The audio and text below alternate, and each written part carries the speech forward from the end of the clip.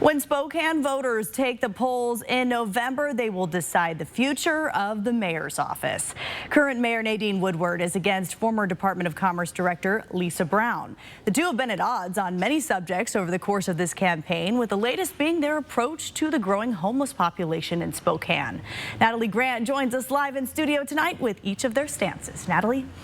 Well, Kirsten, today the Woodward campaign launched their latest strike against challenger Lisa Brown after their campaign released audio of Brown allegedly advocating for parking lots where people living out of their cars can be. But Brown says that's not exactly the case. There is nothing kind or benevolent about letting unhoused individuals use parking lots as their homes. On Wednesday, Nadine Woodward launching her latest strike on challenger Lisa Brown, saying Brown is advocating for public parking lots to be turned into homeless camping sites. We're talking about people who are addicted, who have serious mental health issues that are not being addressed. And a car in a parking lot is not a safe place for them. We need to bring people inside. Following the mayor's remarks, Brown sat down with us at 4 News Now, saying her words were taken out of context and her main goal is to bring people inside. Nobody wants people camping in parking lots or anywhere else in the city.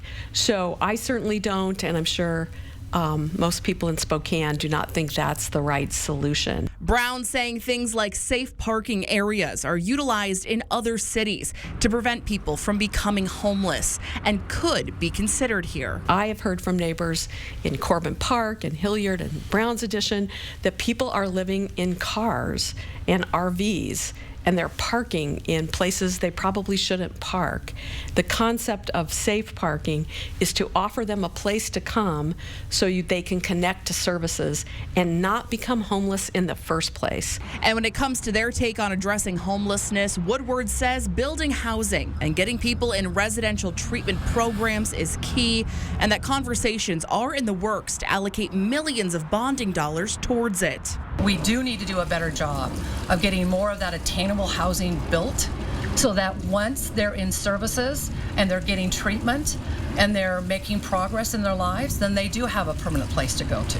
Brown agrees more beds are needed all around and is looking for a coordinated approach to make it happen. We will absolutely immediately bring providers together and talk about a coordinated effort that currently doesn't exist.